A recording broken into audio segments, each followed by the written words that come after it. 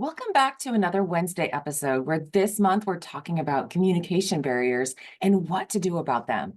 We have already discussed assumptions, avoidance, and distractions. So if you missed those, go back and listen to the last two Wednesday episodes.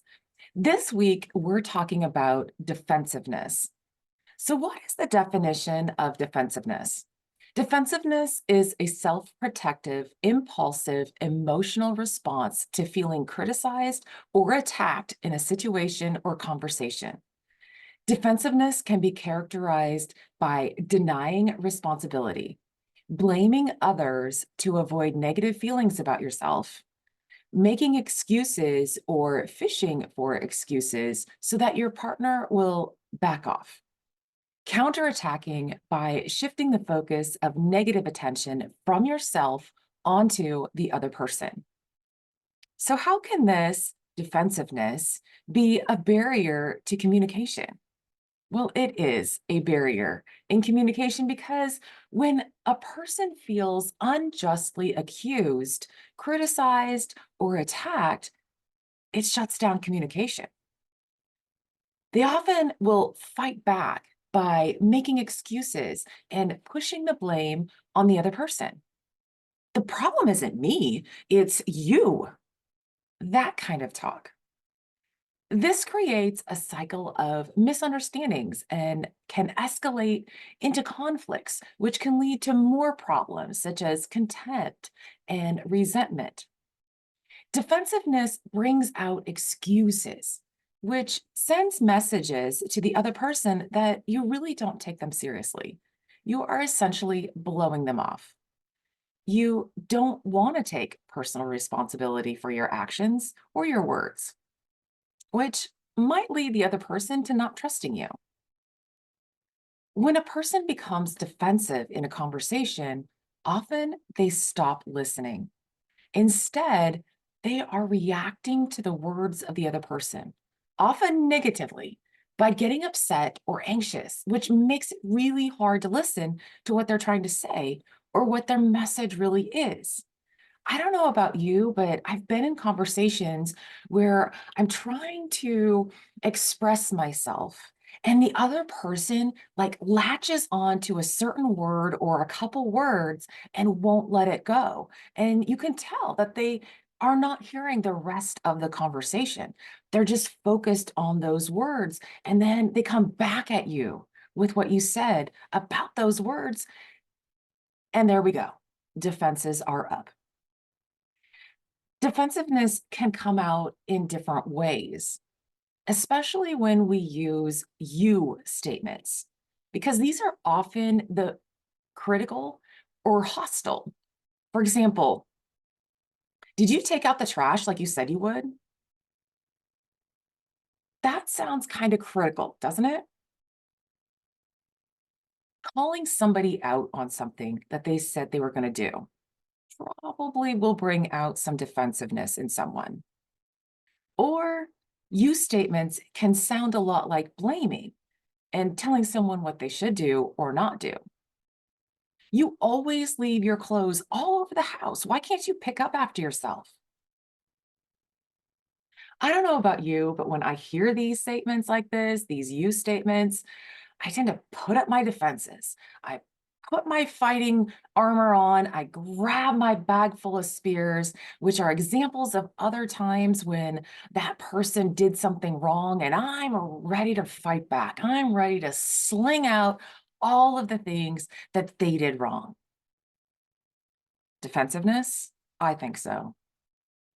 A similar statement of you have to, or you will, or you shouldn't feel that way, which is commanding or ordering, can also bring out defensiveness in a person.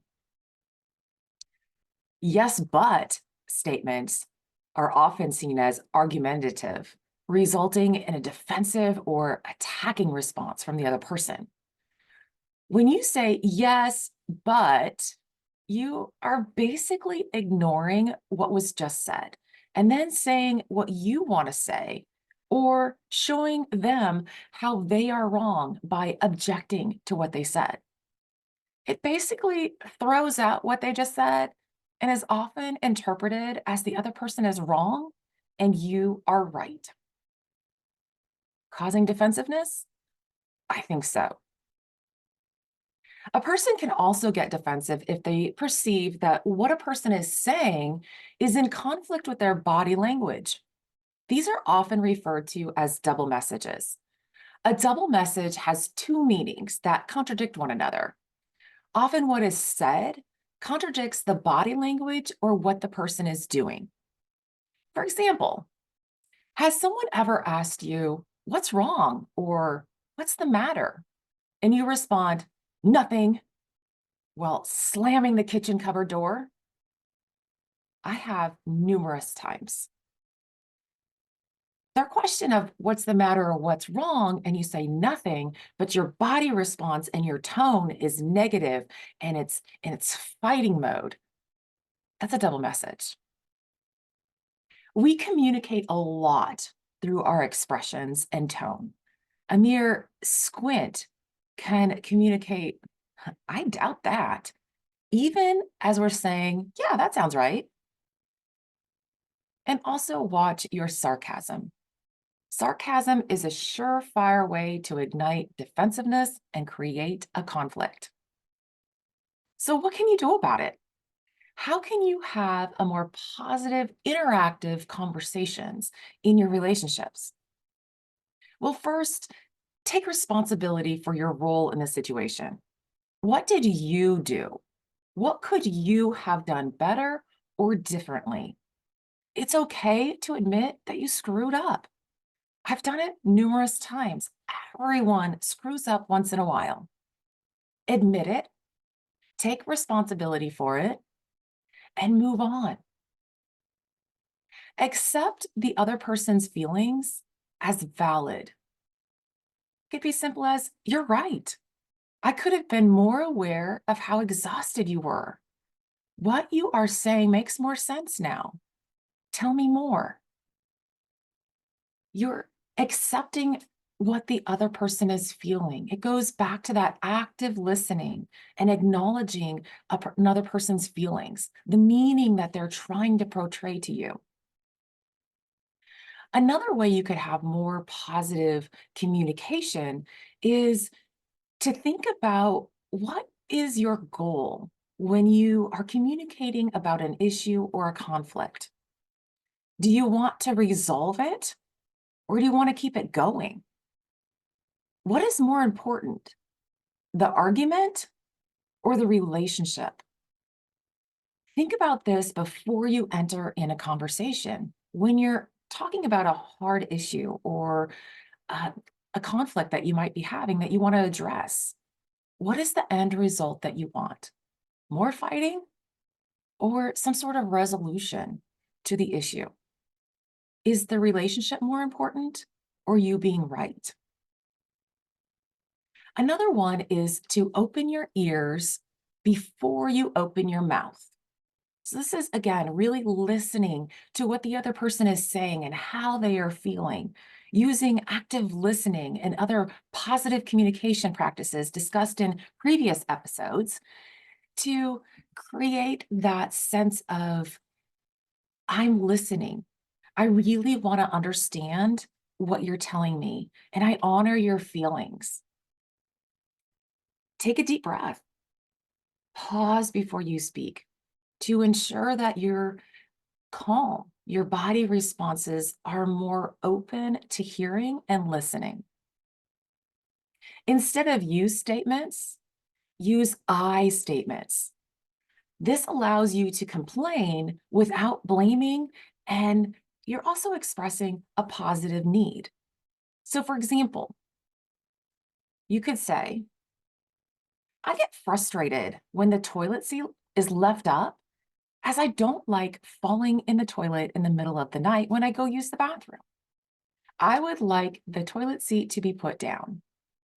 I'm not blaming anyone. I'm not really complaining in a negative way. I'm stating facts about how I feel and what I want. Take a look at Your most common problems that cause conflict in your relationship. Now, really be honest when you're thinking about this, there are themes in conflicts. There are themes in your arguments and when you fight. Look at what is the real problem that's underneath what is being said. I often say it as what's behind the issue or what's behind the question, and talk about that.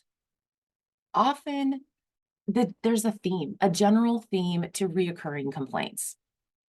For me, I often complain about not having any help doing the housework, cleaning and cooking. I often complain about how much TV is being watched, especially sports, because there's always something on football, basketball, and it's on a lot at night. But that's what my family likes to watch as well. And I often complain about, my husband not being around, but we farm and he's planting and he's harvesting and he's working really long hours during those seasons. But what's the real problem or issue? The real problem is always time. I miss spending time with my husband. I miss spending time just doing things with him. I want to spend more time with him. I want more hugs, more appreciation, more thank yous, more I love yous, but it comes down to time. We're just not spending a lot of time together. So, what's beneath some of your recurring complaints? There's always something bigger. Also, this is a little interesting. Have a conversation with yourself in the mirror. So, in the assumptions episode a couple weeks ago, I discussed that often people play out scenes in their heads about what they will say and how the other person will respond, and then how they're going to respond. And it's often kind of this negative dialogue, like prepping ourselves for a fight. But I'm giving you permission now to do this in the mirror. Have that conversation that's playing out in your head out loud in the mirror. And what I want you to do is to notice your body language, your facial expressions, and your gestures. What are they communicating? What's going on your face? How are you portraying? Are you scowling? Are you really tense? Are your words just sharp? Or are you communicating interest, understanding, that you're open to listening? How's your body projecting openness and willing to listen? Or are you tight, closed, arms crossed, and really communicating that you don't want to hear it? Are you communicating the problem is them, not you? Have that conversation in the mirror and see what you find out. How are you responding to that person in the mirror? So, communication is key in any relationship. So, I've hoped that you found one idea in today's episode that you can try, whether it is taking personal responsibility, acknowledging and accepting another person's feelings, determining the goal you want to have for the conversation, listening first before speaking, using I statements, and getting to the root cause, or just having that conversation with yourself in the mirror. We have numerous opportunities every single day to try different or new ways to communicate our thoughts and feelings to others for a more productive conversation. If something isn't working, try something else. Be aware and mindful of the tactics that create more barriers and practice strategies for improved, more interactive, and positive communication in your relationships. Thank you for listening. Next week, we continue the discussion on communication barriers and what to do about them with the topic of fear. Have a great week.